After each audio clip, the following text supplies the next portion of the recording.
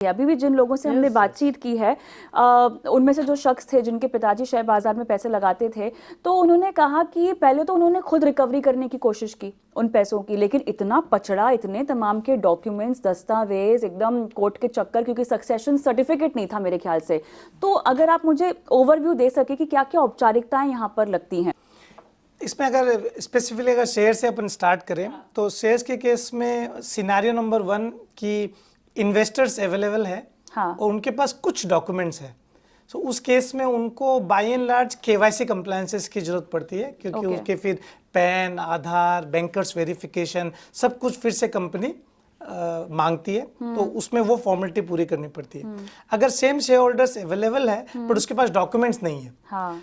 तो process of getting a duplicate share certificate comes in the picture. अच्छा। अब duplicate certificate issue करवाने के लिए आपको फॉर्मेलिटीज काफ़ी करनी पड़ती है, लाइक एफआईआर लॉन्च करना पड़ता है, यू नो। अगर उसका नाम अगर उसमें मिसमैच होता है तो गैजेट नोटिफिकेशंस भी आपको निकालना पड़ता है। अच्छा। तो ये फॉर्मेलिटीज आपको करनी ही पड़ेगी, you can not avoid it, क्योंकि डुप्लीकेट में कंपनी भी ये इंश्योर करना चाहती है कि जो डुप्लीकेट क्लेम करना चाहता है वो जेन्युइन हो, इसीलिए वो एफआईआर और उनकी फॉर्मेलिटीज होती है।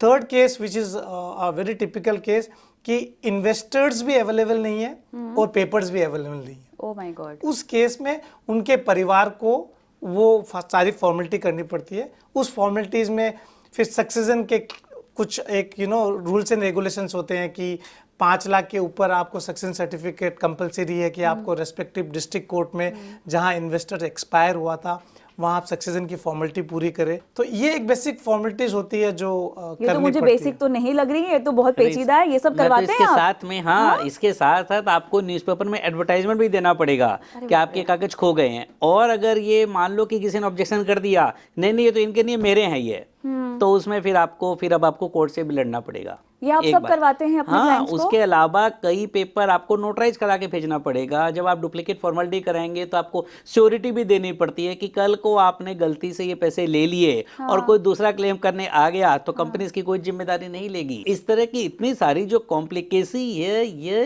एक जनरल पब्लिक के लिए संभव नहीं है प्रैक्टिकली। बिल्कुल काम धाम छोड़ के कहाँ पे कोई इतना सब करेगा। ब्रदर, मतलब मैं ये बोलना चाहूंगा कि परिवार को बताते ही नहीं है। सही बात है। तो इतनी सारा प्रोसेस होना। और एक बात बताइए, इंडिया में लिटरेसी लेवल कितना है?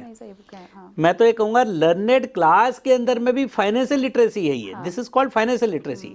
हाँ, तो अपने निवेश और अपने पैसों की मामले तो चर्चा ही नहीं होती ना घर में। हम भारतीय परिवारों में अपने घर में आप बताते नहीं है बच्चों को, बीवी को या पति को कि हमारे इतने पैसे यहाँ पे इन्वेस्टेड हैं। यह एक बहुत ज्यादा अवेयरनेस बनाने की जरूरत है कि हर व्यक्ति इसको जाने।